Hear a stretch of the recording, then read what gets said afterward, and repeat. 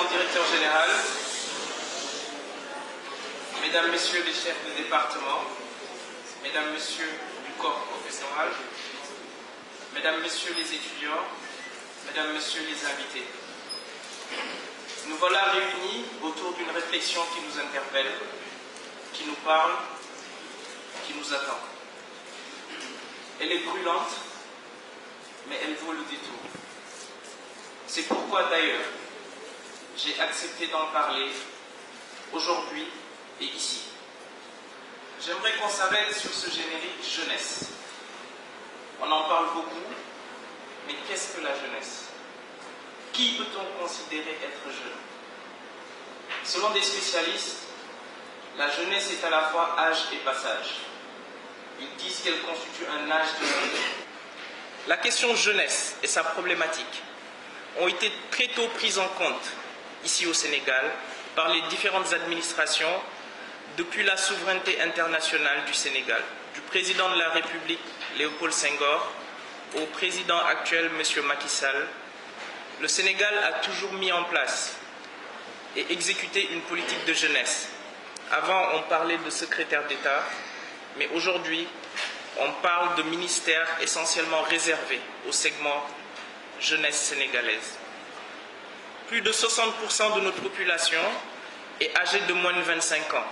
La société sénégalaise a connu une évolution notable dans le fond et la forme, avec l'accélération de l'urbanisation, le développement des technologies de communication, la progression rapide de la démographie.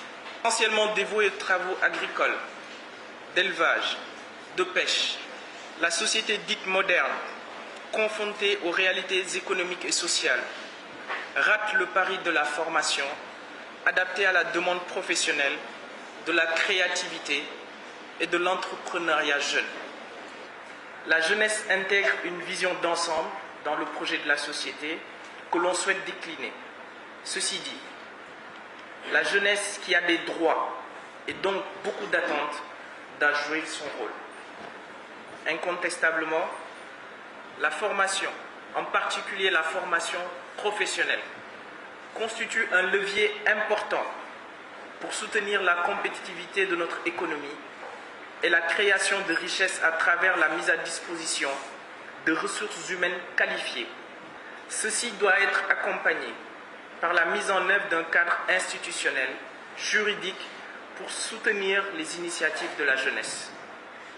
Le rôle de l'État est essentiel pour assurer une formation académique adéquate. Mais quel est le rôle de la jeunesse? Elle doit convoquer ses perspectives de développement personnel et global.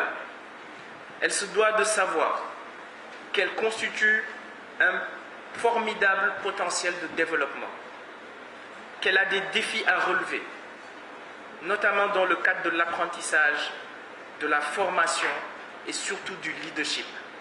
Sans formation, sans éducation et sans emploi, elle devient vulnérable et plus accessible à l'obscurantisme et à l'extrémisme.